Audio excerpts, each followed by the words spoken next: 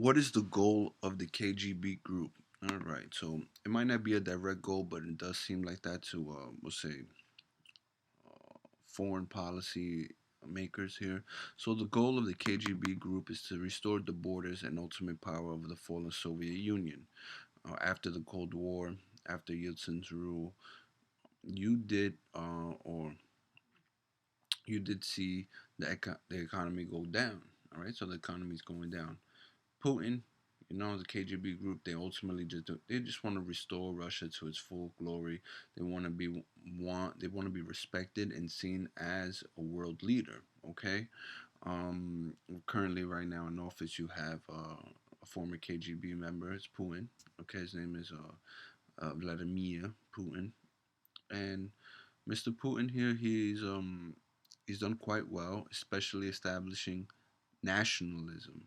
All right, he plays well in the world market. He knows how to manipulate his oil supplies. Sometimes he cuts pipes going into, we'll say, the Western Hemisphere, or like to East Europe. He also controls mm, world trade market, oil prices, um, control over the media.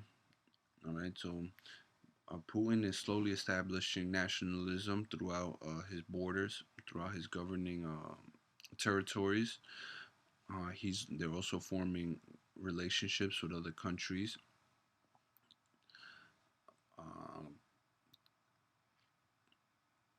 Ultimately, the fall of the Soviet Union would have been the end of a communist system, but it turns out that they're still communists. All right, so Russia might not become capitalist or any form of democracy anytime soon, but their communism definitely will thrive there for a long period of time.